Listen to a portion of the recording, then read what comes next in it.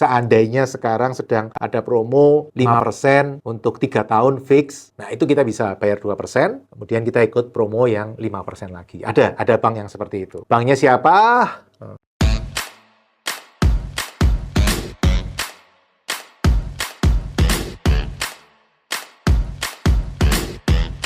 Halo teman-teman, kita ketemu lagi di channel YouTube Pipo. Hari ini kita bahas ya sesuatu yang barusan terjadi, yaitu BI rate barusan naik, KPR kita bunganya gimana nih, ya kan?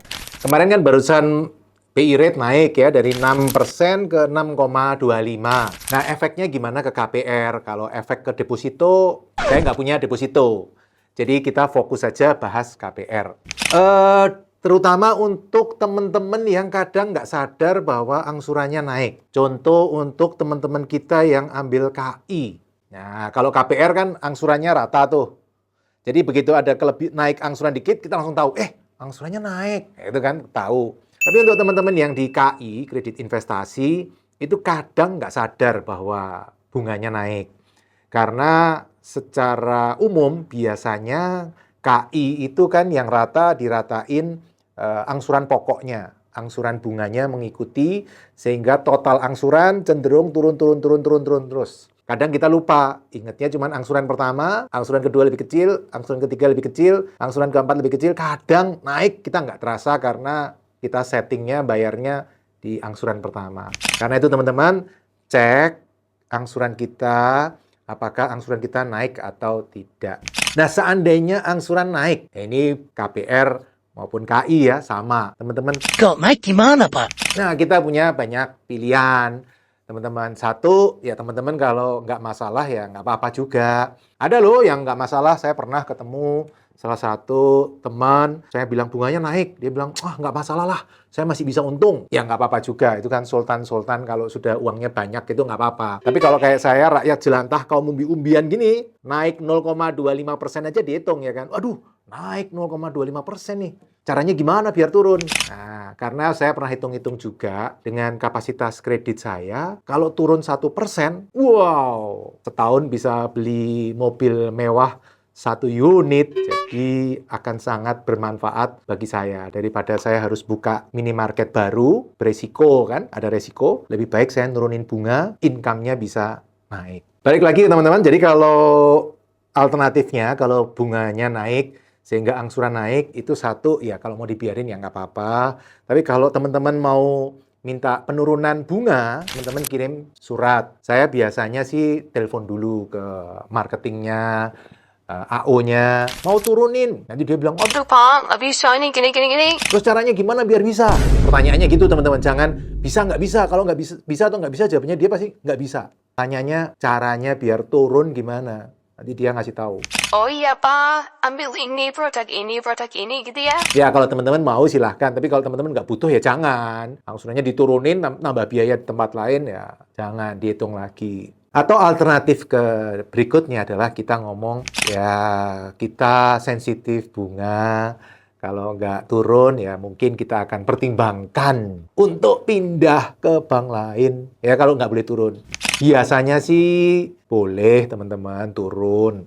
Tapi mungkin nggak terlalu banyak. Nah, teman-teman perlu tahu dia bisa turun sampai berapa. Ya, kadang-kadang ajak ngopi-ngopi marketingnya, ngobrol-ngobrol.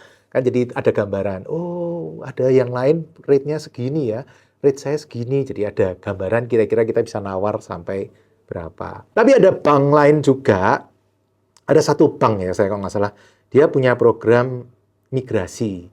Migrasi itu KPR, kalau di migrasi itu artinya gini, awal bunga promo, sampai titik tertentu, katakanlah 2 tahun, 3 tahun, masa promonya habis, KPR-nya bunganya naik, floating, ikut yang berlaku floating saat itu. Nah, ada satu bank yang dia punya program migrasi, kalau teman-teman bayar denda, katakanlah 2% dari sisa pokok utang, dia itu bisa ikut promo yang sedang berlaku saat itu. Jadi seolah-olah dia mikirnya, oh orang ini anggap aja sudah pelunasan ke bank lain terus masuk lagi. Ya kan kurang lebih pelunasan 1%, masuk lagi, provisi 1%, jadi dendanya 2%, ikut promo yang berlaku saat itu. Sehingga teman-teman bisa dapat pengurangan yang lumayan. Katakanlah teman-teman masa fix mungkin 5% gitu ya, 3 tahun. Nah, setelah 3 tahun rate-nya naik jadi 11 gitu ya misal. terus kita telepon, turun jadi 9, dan kita merasa 9% per tahun masih kemahalan nih. Saya pernah ngerasain 5%, sekarang kalau bayar 9% kok mahal ya.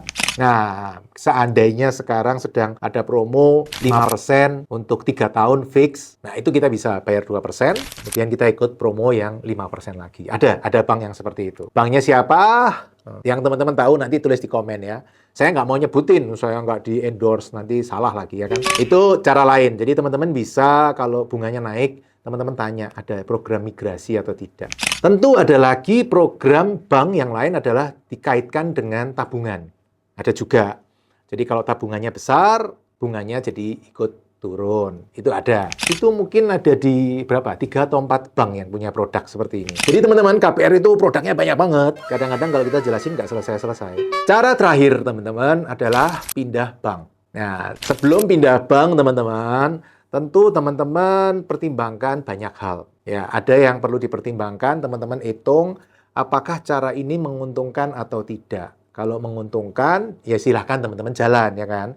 Tapi kalau tidak menguntungkan, ya jangan. Kalau teman-teman mau pindah bank, Oh, di bank saya sekarang sudah floating, bunganya mahal. Oh, di bank sebelah, promo, bunganya murah. Pindah. nah yang teman-teman perlu pertimbangkan adalah satu, dari bank lama, teman-teman ketika pindah ke bank baru, itu akan biasanya ada, belum tentu ada, tapi kadang ada, kadang tidak ya, penalti pelunasan. Nah, teman-teman tanya, mungkin 1% atau berapa ya, itu perlu ditanyakan. Kedua, teman-teman berarti perlu royal dari bank pertama, yaitu pelepasan hak itu ya.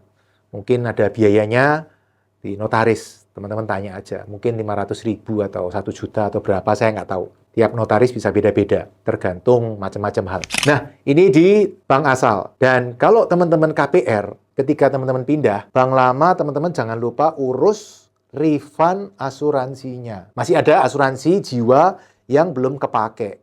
Nah, itu teman-teman harus tarik supaya teman dapat cash-nya. Karena setahu saya, dia itu banknya nggak mau. Kalau sudah pelunasan, asuransinya juga nggak mau cover, maunya di refund. Teman-teman mesti urus ya. Ini di bank lama.